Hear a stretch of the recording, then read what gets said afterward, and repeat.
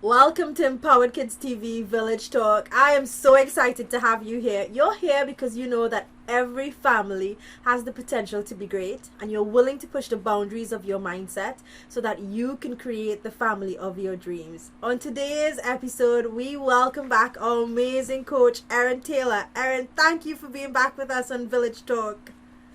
Thank you. It's so much fun to be here. And for those of you that have not met Erin before, be sure to check out our previous episodes. And I want to introduce you to Erin. Erin is a mom, a parent coach, and an author. Her book, The Connection and Kindness, The Key to Changing the World Through Parenting, is a parenting book that will shift your mindset forever. Her podcast, Powerful Parenting for Today's Kids, is enjoyed by parents across the world. Passionate about helping families move through, not just to survive, but to thrive because of the tragedies of life, you will learn a wealth of information from Erin. Be sure to check out her work at erin-taylor.com. Okay, Erin, let's get into today's question. Today's question was submitted by Bridget, and Bridget writes, I am very concerned about my son. He's 18 and has always been laid back. He's not found it easy to open up and describe how he's feeling. I had begun to crack him, and he was beginning to talk, and things seemed to be getting better. But I now feel that we've gone back to square one. He's been going out with a girl he met in class, and since he has been with her, he's completely changed. We've been arguing more, as he won't respect the rules of the house, which aren't unreasonable to be fair. I ask him to be in by 10:30 on a weeknight, not to be on the computer till early hours of the morning, and to clean up after himself. It's like anything I ask of him is too much trouble, and he's not in the slightest bit interested and doesn't care. I'm really worried about him, and I have no idea how to get through to him. Any advice? All right, that's a big one as well, Erin. It is a big one. As they say, bigger kids, bigger problems. But there is hope. So that's the first thing I want to express to this mom, Bridget. There is hope. All is not lost. So now we just have to figure out what to do. I always tell parents that it's never too late. It's never too late. I have met adults who had disconnected, dysfunctional relationships with their parents, and they say even at their age now, if their parents came to them and said, you know what, I didn't do a good job raising you, and I made a lot of mistakes, and I realize that now, and I wish I had known then what I know now, they would be so grateful just to have that conversation with their parents. So just because this boy is 18 doesn't mean that it's too late. So that's number one. Because I know a lot of parents, as their kids get older, they start thinking, oh my gosh, I messed everything up and now it's too late. Nope, it's never too late. So that is my first bit of hope that I can offer to this stressed out mom. And number two, though, again, it gets back to boundaries. You and I have been talking through our episodes with all these different parenting challenges. Boundaries is such a crucial thing to get right. So if your kids are younger, use this story as inspiration to get a handle on your boundaries, because it is vitally important. It's not too late if you haven't done it yet, but the sooner you get it done, get a handle on it, the better. So with this mom and this young man at 18, he's already 18. So theoretically or technically, his childhood is done, even though it's not really done, but he's 18 now. So he can kind of do what he wants, sort of. And so at this point, and as our kids get older, 15, 16, 17, 18, and older, it becomes not so much, there's a shift that happens. When our kids are young, we are in charge. We have to set the rules, we have to set the boundaries, and we have to figure out a way to kind of get our kids to comply, sort of. I mean, that's not exactly the right way to describe it, but we are the authority figure.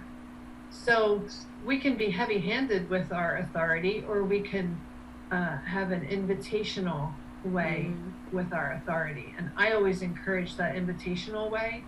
Get the child's cooperation to exercise your authority instead of just hammering down. Because you can hammer down on a child, not literally, obviously, but you can authoritatively or authoritarianly, that's not even the right word, but you can insist upon your way and bend your child to your will. They're not going to like it, and it's not an ideal situation, but you have a lot more ability to do that when they're young. When they're 18, you cannot bend them to your will. They're practically an adult. They're an adult at that point. So this mom can't come in and just kind of, well, it's not going to be helpful for her to come in and just say, you know what, that's it. It's my way or the highway, because at that point, the boy will choose the highway.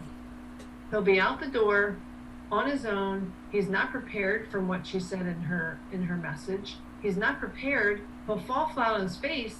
And who's that going to help? No one.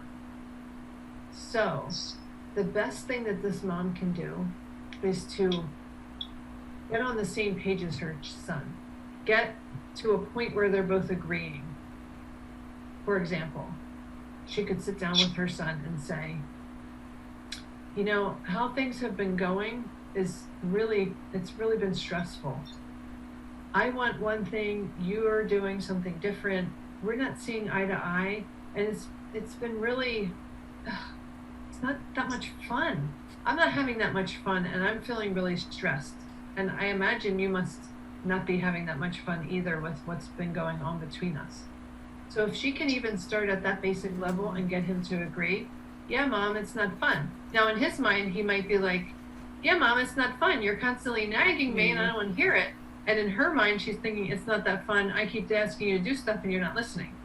But that's for another discussion. Right now, we want to get on the same page. So who cares why it's not fun? If you both can agree that it's not fun and it's stressful, then you have you've found common ground and you can move forward from there. So once she finds that place where they can both agree, even though the reasons might be different, they both agree it's not been much fun. They've not been happy with each other. It's been stressful. They're not seeing eye to eye. They both agree on that. Now what do we do after that? Then she can go into staying out and being on the computer and the time with the girlfriend and all this different stuff. But because of his age, it has to be different. She can't just easily insist upon, it's my way, it's my house. She can, but again, he'll be out the door. And then she'll lose all potential influence she could possibly have on him. And I don't think that's what Bridget wants. I don't think it is. And so they have to compromise. They really have to compromise. So staying out till 10:30 at night. Why doesn't she want him out past 10:30? Does she not want to go to sleep? Is it hard for her to fall asleep until she knows he's home safe? Okay, well, if that's the case, then she can explain that to him. I know 10:30 is a little bit early for someone your age, but I want to explain to you why I am asking you to do that. I have to go to work in the morning, and I have to get up really early, and I'm just not comfortable falling asleep until I know that you're home safely because I care about you so much. And so that's why I'm asking you to come home at 10:30. Or if there's a case where you can't come home till, something's going on or whatever, and it won't be over till 11, if you could just let me know so that I know you're safe wherever you are, and then you'll be home at 11. Hopefully we can work it out like that so that I can get my needs met, you can get your needs met. So again, it has to be a give and take and a bit of a compromise. Yes. If she wants to maintain a relationship with him. And I love that, Erin. I think, and for me, this it shines brighter as our kids become teens, especially older teens. But for me, it's the foundation of all of parenting. While kids are younger, and you've touched on it, parents can take the stance if they'd like that it's my way. I'm the one in charge, and you will do what I say. But the parent-child dynamic is still a relationship. And there's no relationship that really lends itself to being happy and healthy where one person feels like they have to control everything and everything must follow my way. And when you have an 18-year-old, it's about building that respect within that relationship. It isn't that you're gonna have to do what I say or else, because once you say or else, you lose all influence. That's it, right? The child, even if he's physically in the house, you've lost him. He's mentally, he's gone elsewhere. You don't have that connection. So it's about saying, this is a relationship. We have to live together. We want to live together. We want to enjoy our time together. So how can we meet both of our needs? You share with me what you need. I share with you what I need. And sometimes, and I tell parents, rather than holding on to what they need, come to the table with it as an idea. This is not what I want. What I want is not for you to be in at 10:30. 10:30 is an idea, right? So come with it as an idea to the table, and then hear your son out. What's his idea? And sometimes the solution is neither of those. Sometimes the solution is a third idea that you come up with together. And those are the best ones because you have buy-in. But you can only do that if you're willing to approach the conversation with a high level of love and kindness and respect. So I really love that point of opening the dialogue and getting on the same page, and then seeing how you can navigate through each of the key points that are stressing them out. And I love what you said about you have your idea, well, you have your needs, your child has their needs, and you have your idea about what you would like to see happen. They have their idea, but actually the compromise might be a third option that no one ever thought of. Yeah. And the only way you even uncover that as a possibility is by having a conversation filled with mutual respect. Yeah. And I'd like to just add to that. So there's one great thing that I think parents miss when we're looking at influence. And influence is such a big topic, but there's a few things. First of all, I think we try to get the wrong goal. We're all looking for the yes. And yes is it can be elusive sometimes, but it also can be sneaky in that it appears to be a yes when it's not really a yes. It's a yes, leave me alone. It's a yes, I've had enough of this conversation.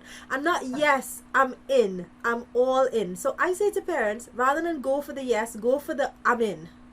Because I'm in says, I agree, I want this to work, and I'll be committed to whatever action we're agreeing to. And that's much more than just a yes that can be a yes, leave me alone. I love it.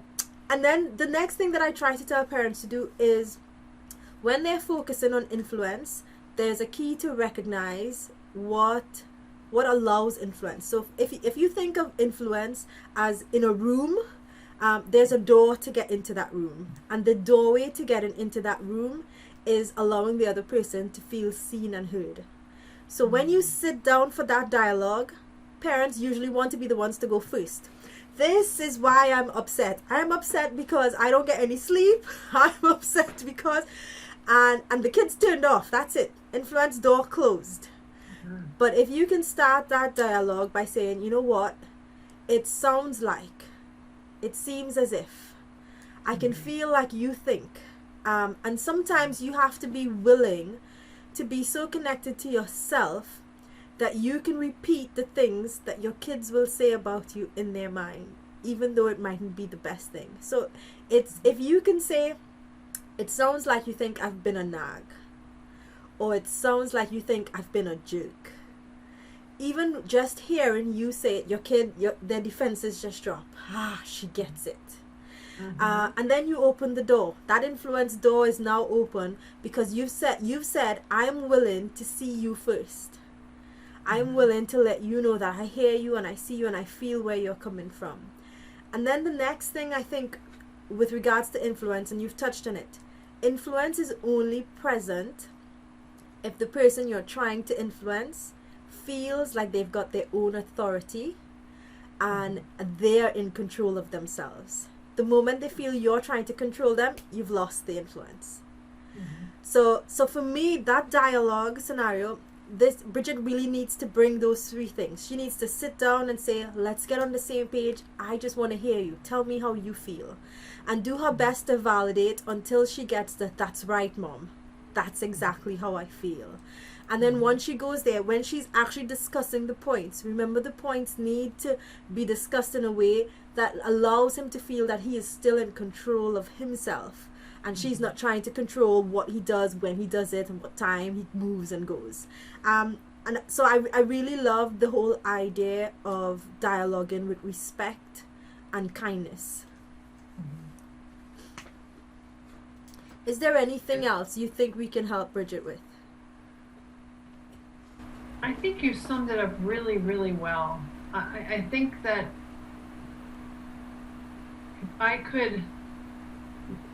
the advice I try to give to parents is, no matter what age your child is, the best thing you can possibly do is to start preparing your child for independence the day they're born. And when they're born and when they're a day old and a week old, they are completely helpless. There's no way they can be independent. That's a ludicrous idea. But those 18 years are going to go by so faster than you can even imagine. And then suddenly they're going to be 18. And if you weren't mentally preparing for their independence from day one, then you get to this point where they're 18, they're doing their own thing, and you don't even know how to get through to them. So whether your child is a day old, or age 5 or 10 or 15 or 18 or whatever age it is, start preparing them for independence now, today. Don't wait another day to do this. And, developmentally, there are different things you can do to prepare your child for independence. But if you are constantly thinking about, okay, what's developmentally appropriate? What can they be independent with now? How can I foster that growing independence and that growing desire, because that's developmentally normal? If you're doing that, what you're actually doing, like you said earlier, is giving your child respect. You're showing your child respect. They are not your puppet to just mold and pull the strings all through their life, and then at 18 you're just going to cut the strings and send them on their way. No, because then they're going to fall apart and fall on their faces. All along the way, you need to be giving them a little bit more independence and more.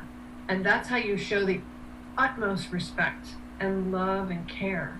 And then as they feel the respect coming from you, what else is there to do other than give it right back to you? When your child is being disrespectful to you, the best thing you can do is respect them, right? They might be going through something tough, or they might be a mirror to the disrespect that you've been showing to them. But the best antidote to that is to give the thing that you're looking for from them. Give them that respect.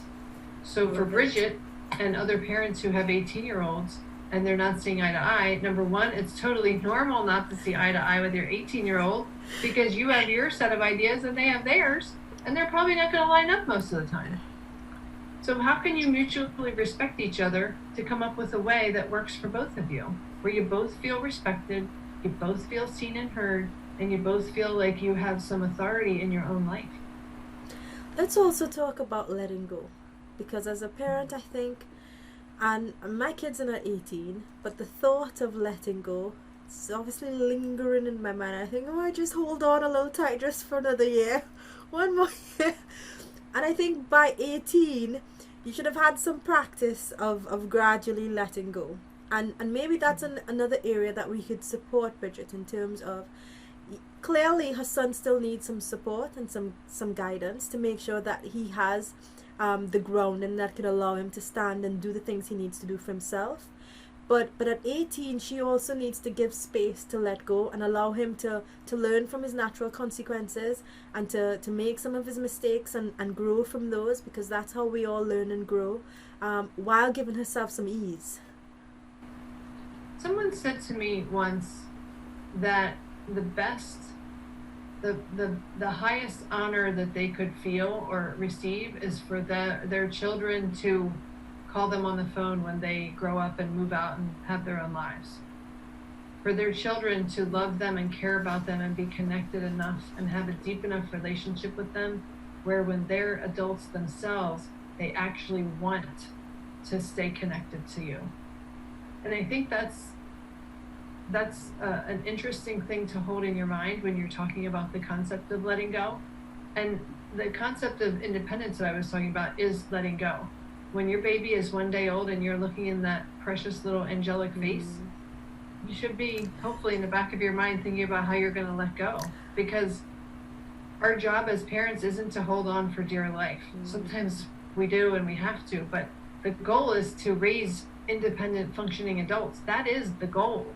And so for this mom, Bridget, and her 18-year-old, how can she let go in a supportive way?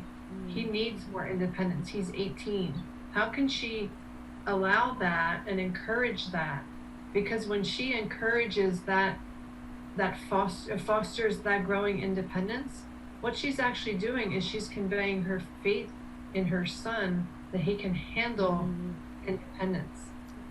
And then when he feels inside that his mom believes in him, then instead of her being the nag, the pain in the butt, the person who keeps bothering him about stuff, she becomes his consultant, his biggest cheerleader, his collaborator. And then of course he wants to return to her and call her and share these things with her, because she's no longer trying desperately to hold on.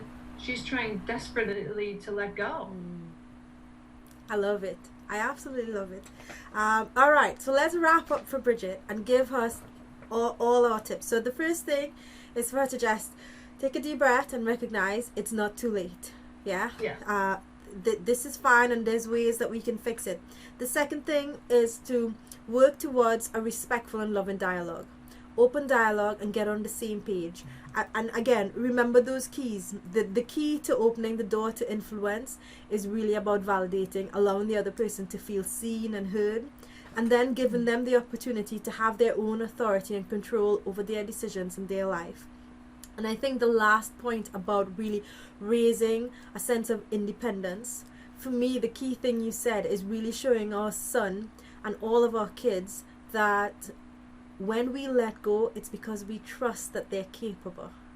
And I think that's such a big message that we can sometimes miss, because we want to say, I'll do it my way. I know how to do it, right? If you follow me, you'll be okay. Whereas what we're saying is, I trust that you can figure this out. I know you're capable, and I'm right here if you need me, but I know you've got this. And I think that's a beautiful message that a mom can send.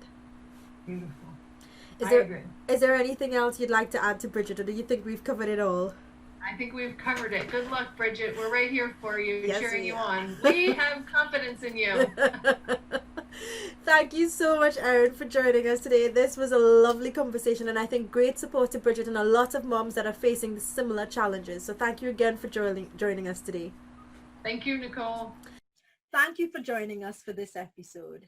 We're all about sharing and supporting this village. So if you found value in this episode, be sure to share it with your family and friends. And remember, this is a weekly show. So if you haven't already, subscribe and hit that bell icon so that you'll be notified of our next episode. As we always say in the village, you're just one connection away. With love and gratitude, empower us. Until next time.